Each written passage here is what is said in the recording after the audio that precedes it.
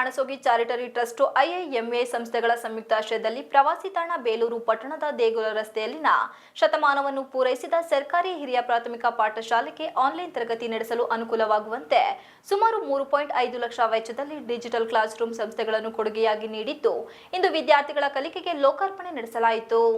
ಈ ಸಂದರ್ಭದಲ್ಲಿ ಮಾತನಾಡಿದ ಈ ವಿದ್ಯಾಲೋಕ ಸಂಸ್ಥೆಯ ಮುಖ್ಯ ಕಾರ್ಯನಿರ್ವಹಣಾಧಿಕಾರಿ ವೃಂದ, ಈ ವಿದ್ಯಾಲೋಕ ತಮಿಳುನಾಡಿನಲ್ಲಿ ಪ್ರಾಯೋಗಿಕವಾಗಿ ಆರಂಭವಾದ ಆನ್ಲೈನ್ ಕ್ಲಾಸ್ ರೂಮ್ ಸ್ಥಾಪನೆಗೆ ಅಲ್ಲಿನ ಜನತೆ ಮತ್ತು ಸರ್ಕಾರ ನೀಡಿದ ಬೆಂಬಲದಿಂದ ವಿವಿಧ ಸಂಸ್ಥೆಗಳ ಸಂಯುಕ್ತಾಶ್ರಯದಲ್ಲಿ ದೇಶದ 17 ರಾಜ್ಯದಲ್ಲಿ 650 ಸರ್ಕಾರಿ ಶಾಲೆಗಳಿಗೆ ಡಿಜಿಟಲ್ ಕ್ಲಾಸ್ ರೂಮ್ ವ್ಯವಸ್ಥೆಯನ್ನು ಕೊಡುಗೆಯಾಗಿ ನೀಡಿದೆ ಮತ್ತು ಇಷ್ಟಕ್ಕೆ ಸಂಸ್ಥೆಯ ಕಾರ್ಯ ಮುಕ್ತಾಯವಾಗದೆ ಆನ್ಲೈನ್ ಮೂಲಕ ವಿದ್ಯಾರ್ಥಿಗಳಿಗೆ ಪಠ್ಯ ಮತ್ತು ಪಠ್ಯೇತರ ಚಟುವಟಿಕೆಗಳ ಬಗ್ಗೆ ನಮ್ಮ ಸಂಸ್ಥೆಯಿಂದ ಸ್ವಯಂ ಸೇವಕ ಅನುಭವಿ ಶಿಕ್ಷಕರಿಂದ ವಿದ್ಯಾರ್ಥಿಗಳಿಗೆ ಮಾಹಿತಿ ನೀಡಲಾಗುತ್ತದೆ ಎಂದರು. ಕನ್ನಡ, ಇಂಗ್ಲಿಷ್, ಹಿಂದಿ, ತಮಿಳು, ತೆಲುಗು ಸೇರಿದಂತೆ ಆಯಾ ಪ್ರದೇಶದ ಭಾಷೆಯ ಅನುಗುಣವಾಗಿ ಆನ್ಲೈನ್ ಮೂಲಕ ಕಲಿಸಲಾಗುತ್ತದೆ. ನಮ್ಮ ಸೇವಾ ಕಾರ್ಯಕ್ಕೆ ಅಣಸೋಗಿ ಚಾರಿಟರಿ ಟ್ರಸ್ಟ್ ಮತ್ತು ಐಐಎಂಎ ಸಂಸ್ಥೆಯ ಸಹಕಾರ ಅಗಮ್ಯವಾಗಿದೆ ಎಂದರು.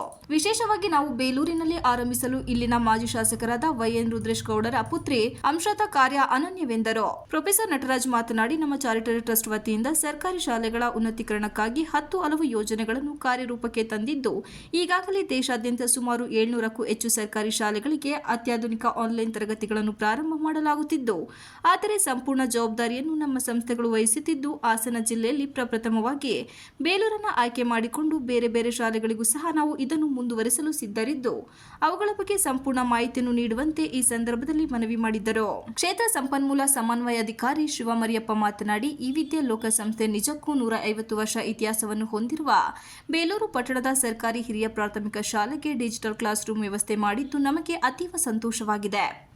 ಹೀಗಾಗಿ ಡಿಜಿಟಲ್ ಕ್ಲಾಸ್ ರೂಮ್ ಅಗತ್ಯವಿರುವ ಶಾಲೆಗಳ ಹೆಸರನ್ನು ಸಹ ಕೇಳಿದ್ದು ನಾನು ಕ್ಷೇತ್ರ ಶಿಕ್ಷಣಾಧಿಕಾರಿಗಳಲ್ಲಿ ಮಾತನಾಡಿ ತಿಳಿಸುವ ಬಗ್ಗೆ ಹೇಳಿದ ಅವರು, ಕಾಲಕ್ಕೆ ತಕ್ಕಂತೆ ವಿದ್ಯಾರ್ಥಿಗಳಿಗೆ ಶಿಕ್ಷಣ ನೀಡುವುದು ಅತಿ ಮುಖ್ಯ, ಅದರಲ್ಲಿ ಆನ್ಲೈನ್ ಶಿಕ್ಷಣ ಬಹು ಉಪಯೋಗಿ ಎಂದರು. ಈಗ ಅನೇಕ ಶಾಲೆಗಳನ್ನು ನೋಡಿದರೆ ಅವು ಅಷ್ಟೊಂದು ಒಳ್ಳೆಯ ಒಂದು ಸ್ಥಿತಿಯಲ್ಲಿ ಇಲ್ಲ.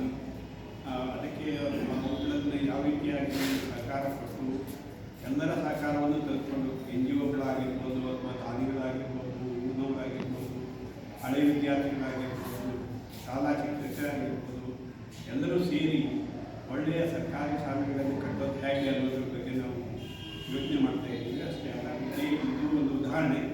ಸೊ ಇದೇ ಥರ ಇನ್ನು ಎಷ್ಟೋ ಶಾಲೆಗಳಲ್ಲಿ ನಾವು ಕೆಲವು ಕಡೆಯಿಂದ ಮಾಡ್ತಾ ಇದ್ದೀವಿ. ಈಗಾಗಲೇ ಕಿತ್ತೂರಲ್ಲಿ ಮಾಡ್ತಾ ಇದ್ದೀವಿ, ಮದುವೆಯನ್ನು ಮಾಡ್ತಾ ಇದ್ದೀವಿ, ಆನೇಕಲ್ನಲ್ಲಿ ಮಾಡ್ತಾ ಇದ್ದೀವಿ. ಹಾಗೆ ಇನ್ನೂ ಅನೇಕ ಶಾಲೆಗಳಲ್ಲಿ, ಸರ್ಕಾರಿ ಶಾಲೆಗಳಲ್ಲಿ ಈ ರೀತಿಯ ಒಂದು ವ್ಯವಸ್ಥೆ ಮಾಡಬೇಕು, ಇನ್ನೂ ಹೆಚ್ಚಿನ ವ್ಯವಸ್ಥೆ ಆಗಬೇಕು ಅನ್ನೋದು ನಮ್ಮ ಉದ್ದೇಶ. ಈ ಸಂದರ್ಭದಲ್ಲಿ ಐಐಎಂಎ ಸಂಸ್ಥೆಯ ಪ್ರೊಫೆಸರ್ ಗೋಪಾಲ್ ನಾಯ್ಕ್, ಎಸ್ಟಿಎಂಸಿ ಅಧ್ಯಕ್ಷ ಪ್ರಸನ್ನ, ಮುಖ್ಯ ಶಿಕ್ಷಕಿ ಪಾರ್ವತಿ, ಸಂಸ್ಥೆಯ ನೋಡಲ್ ಅಧಿಕಾರಿ ಅಕ್ಷಯ್, ಹಳೆ ವಿದ್ಯಾರ್ಥಿ ಸಂಘದ ಕೇಶವಮೂರ್ತಿ, ಶಿವಮೂರ್ತಿ, ವೆಂಕಟೇಶ್, ಟೀನು, ಶಿವಣ್ಣ, ಗಣೇಶ್ ಇನ್ನು ಮುಂತಾದವರು ಹಾಜರಿದ್ದರು. Ganesh, TV 46 Malenadu news, Belur.